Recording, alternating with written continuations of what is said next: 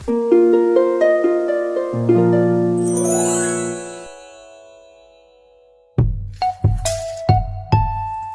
ladies and boys, ako si Bay Gamay and welcome back again dari sa tuang YouTube channel. O karon akong basahon ang part 6 or ang sumpay sa confession nga nagtrending, nag-viral sa Yusinyan Freedom Board, ang library.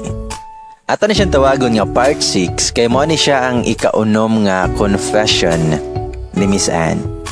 O karon ladies and boys, mga higalay soon, mga listeners, mga library natics, aniya na ang confession nga library.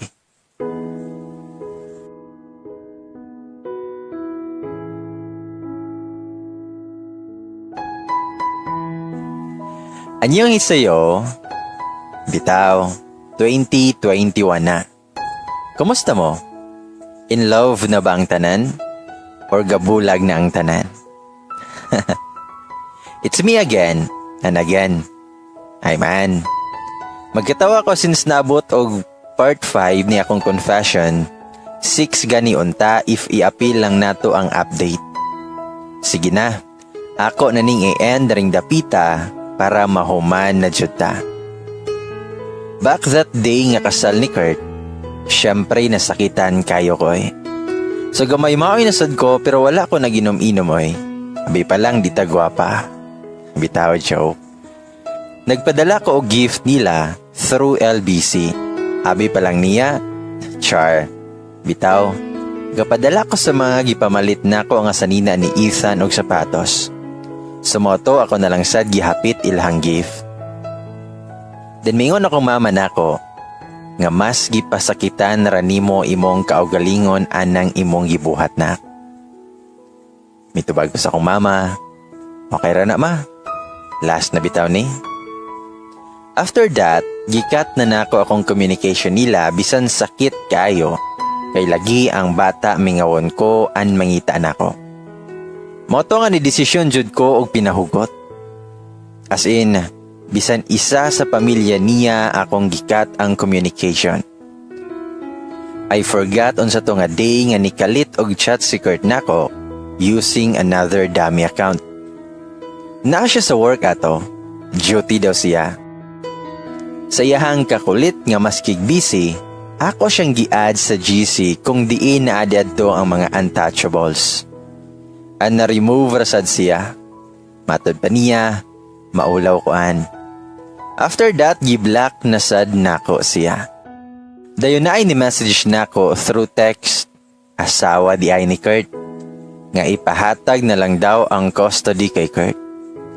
Wala ko kabalo na unsa siya, na-shock na lang ko. Ako rasad nga gidedma kay gikapoy ko niya man. Nganong kailangan pa nako nga ihatag ang custody nga wala man nako ang bata. Naman nila, and if nabalaka siya sa mga sundunon, amay, wala jud ko gapas ano. Bisan pobre me, di ko jud maningkamot kog ako . Then pagka December 15, 2020, I woke up late because I have a fever. Exactly 8:55 a.m. and someone from LBC came. Maingon si Kuya Delivery, "Good morning ma'am, naa si Ma'am Ann?" Mitubag kog, "Yes, kuya. Ako si Ann." Tubag si kuya, "Nga ma'am, palihog na lang kog perma. Matuod nga nadawat na jud nimo." Mitubag ko, "Asa man igikan kuya? Wala man ko'y gi-order." Mitubag siya, "Negros man guro ni ma'am. Sakto jud ni nga address ay Lantawa ma'am." Sumoto nga I received a package from my ex. Gi-return niya. Gi-return niya tanang gamit nga akong gihatag niya and also my things nga nabilin sila ha. Nasakitan kay ko sobra. I feel nakalimtan na juday ko niya. Nila. Gahila ko nga ga-open sa box ug naghipos sa mga gamit. Mora kog buang as in. After that happened, wala na. As in, nahilom na sila. Wala na yung nagsig-text na ako. So na okay rasad ko kay wala na ko sad na hasol. Nakaana ko nga okay ning ingon ani kay malinawon akong kinabuhi. Online class na lang akong huna-hunaon. January 24, 2021, ni-chat si Kurt dito kay mama. Then pagkagabi, gi-replyan na ko siya using kang mama Japon nga account. Imingon si Kurt, nga tita, na si Andy ha. Ganahan unta ako makigistorya. Mitubag ko, nga unsa naman sad? Si Annie. Mitubag si Kurt, nga pwede i-give up na lang nimo ang custody ni Ethan. Please Ann, para wala ni Samok. Mitubag ko, ngano day Kurt? Unsa jud ay inyong problema? Hadlok mo nga moapas ko ang inyong kayamanan? Oy buyag, kan-a na ninyo tanan. Isa pa Kurt, kapila naman ti kaingnan nga di o kapirmaana kay di mo sugod si mama nga mo biyahe ko. Mitubag si Kurt, nga then ako'y anha, pakigkitai ko. Ug ako siyang giingnan og baga kag nawong. After that, wala na ko na-reply kay galagot na ko. Sige pa jud og panawag. Nya ako rapod nga i-cancel ihang tawag. Na high blood jud ko niya. Last January 31, 2021, niari jud siya og Cebu so wala ko'y mabuhat nakikita ko niya sa SM, kuyog si mama. Ingon si Kurt, Ang asa na ka? Itubag ko, nga SM na, asa ka? Kay kami na lang mama ara si Moha. Itubag si Kurt, nga naa siya sa food court. Sumoto nga giadto na mo siya, una wala jud ko kailan niya. As in grabe pagkausob sa itsura ni Kurt. I can't believe nga siya to. Naan na siya'y tato nga naa sa may bukto niya and also siyahang legs. Huwag ako siyang giingnan. Kurt, nunsa naman ka oy? Mura naman kag di tawo. Waka tagda si mo sawa. May katawa ko o giyaga-yagaan na ko siya. Mitubag si Kurt, nga grabiya sad kaan. Ug mitubag ko niya, nga Diyos ko Kurt. Don't tell me si Ethan di nasad may tsura. Mitubag si Kurt, nga di oy, naaman siya ni mama. Ug mitubag ko niya, nga dapat lang jud. Noon sa naman tawan ka oy, mura man kag wala ga trabaho og ospital. Ahak na kay nang nawunga. Gaparitoki ka? Napulan na ka sa imong nawong nga gwapo?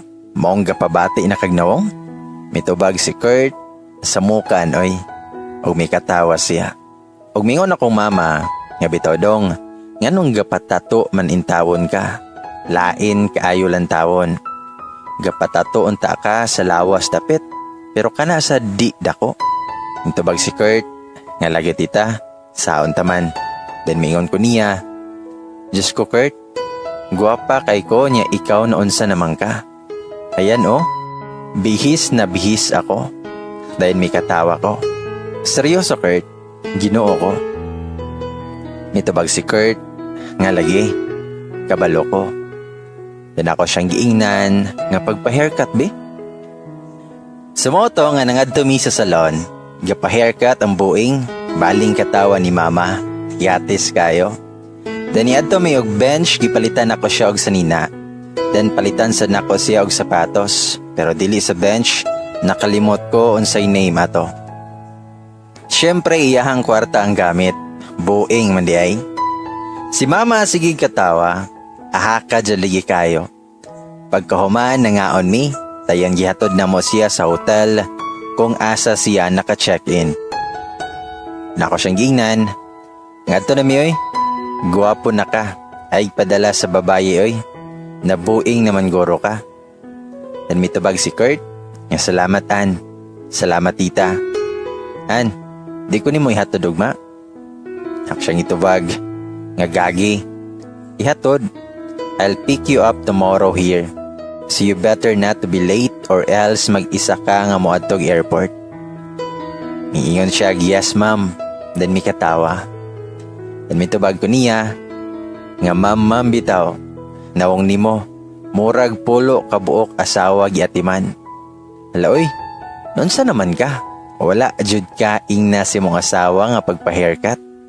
wala jud ka dala og mall para palitan og mga gamit? Diyos ko nimo Kurt. Parang ka rani ha. Wala na ko'y feelings nimo. Kani akong gibuhat ron tungod rani kay naluoy ko nimo bilang daddy ni Ethan. Bahala ka diha. Adto na mi. Sumoto nga ni uli na mi pagabot mo sa balay gachika din ming mama. Pero si mama mura na jud og mamatay og kinatawa. Mayon ako mama. Nganak, looy kay si Kurt oy. Sunod-sunod ratawon siya nimo ganiha. Pag-ingon nga magpa-haircut, pagbira nimo niya wala ra gyud tawon siya. May katawa ko akong ginan akong mama nga amaw jud ka ma.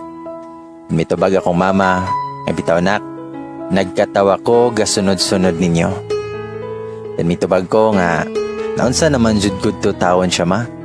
Wala man jud nakasulti niya ato. Mitubag akong mama, nga okay na to nak, kay naitsura naman siya og tawo. Moto nga perte namong pangatawa sa akong mama. Hantod na lang gabi nagasigi ra japon ko katawa sa reaction ni mama. Pagka 5 a.m. syempre gikuha na nako siya og ihatod na. Nasya ko kayang gisot ako mga napili niya nga among gipamalit pagkagahapon. Ang ayan kay ang buing. Namingon si Kurt, ngaan, sorry sa tanan. Sorry because I got her pregnant. Atong wala ka, siya manggudang naa. Pero karon naning kamot ko nga mahatag nako niya tanang care sa pagkabana. Pero usahay di jud nako mabuhat, ano usahay maglalis mi. Mawala jud akong gitigom nga love ngadto niya. I know nga wala na ko'y nawo nga ikasultian pero sorry kayo. Then hilak si Kurt. Huwag ako siyang gingnan. Nga tama na, okay na. I'm really okay na Kurt. So sakto na ni nga drama. Ayaw naghila kay bati kag nawong. Don't worry, I am still here for you no matter what. Being your little sister. Nanmitubag si Kurt, nga please be Ethan's mother forever. Pag mitubag ko niya, buing manday ka, after ko nimo pugsa nga papirmahon sa papel, moingon ka na. Pero yes oy, I will. Sulod na ka. Bye. Ikis ra ko ni Ethan. Then mitubag si Kurt, nako, di ka mo kiss? Mitubag ko nga takyanon ti karon pasulod. Mitubag si Kurt, joke ra. Bitawan, di man ko sa dumagyate muli. Muadto kog Manila kay padtuon kong auntie. Adto ko dito mo trabaho. Mitubag ko, ngala, niya mong asawa, mga nakay naman to ba? Nabuing na ka? Mitubag si Kurt, nga basta, okay rato siya dito. Mas okay ni para mas matarong nako akong self. An para mas madawat na jud nako ang tanan. Mitubag ko niya, nga gago ni. Hala sige, ikaw pa akong nabana niya ing anak ka. Di ka kita sa kong anak. Buwaset manday ka. Mitubag si Kurt, nga anyong an. Then mitubag ko, nga hey, you know I hate goodbyes. Mitubag si Kurt, nga okay, then see you soon. Happy? Then may katawa siya. Huwag ka siyang giingnan, og jerk. Niuli ko nga happy, as in for pila ka decades. Char lang, nagka-closure na jud me. Sa tinuod lang, wala na ko'y feelings niya. Pero ang luoy na ko niya, bisan nun saon na ko og deny, di jud mawala. To Kurt, if you're listening or reading this, I hope ma-okay na jud ka. I hope you can love your wife unconditionally. Please lang intawon ayaw sad pasagdahi imong kaugalingon. As what I've said to you last February 1, 2021, I am always here if you need a sister advice or a help. One call away ra ko pero sa kamama ra tawag. Bitaw, you know what? Dugay na ko gahulat ani nga mahitabo. I thought di na ka makig-friends na ko sa masoban akong ex. Thank you for loving me and also for giving me adorable little boy. You have always part of my life. Take care ka always. Be happy, and God bless Kurt. To Kurt's wife, hi. I hope you're doing good. Take care of yourself and the baby as well inside your tummy. Just give Kurt time to fix herself first, ha? Ayaw lang i-give up, dayon. I know God has a plan. So please keep fighting for your little family. If you need advice also, as what you did way back atong uyab pa mo sa akong igagaw, bitaw, naara jud ko diri anda maminaw og mo atubang nimo. And about si mong ingon nga pwede ko maninang to your baby, okay raman, wala na'y problema sa kuha. God bless sa imong pagpanganak, kaya na nimo. Fighting. Dinhi na lang kutob, daghang salamat kaayo admin, mga readers ug mga listeners. O ganahan ra ko mag-thank you sa akong untouchables nga wala jud ko biyahe.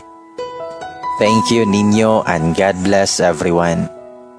And to the Library Natics, thank you also guys. Chat niya alanta. Then allow me to flex this following person. Special mention to Jodeline Gaspier, Regine Heramis, PG Gabales, kang Gwaine, Christine Faith, Queen Scarlett, Cristil Aringay, kang Glyza, Apelpod kang Jet, Arman, kang Patrick, kang Noviu, kang Jeannie, kang Kissy Bersenas, o kang Malu. By the way, most of them are single. So readers, listeners, what are you waiting for? Habol na sa February 14. Bitaw, habol na sa February 14. Og ladies and boys, mao ka na ang para sa kuha matawag na ko nga happy ending sa story ni Anne og ni Kurt.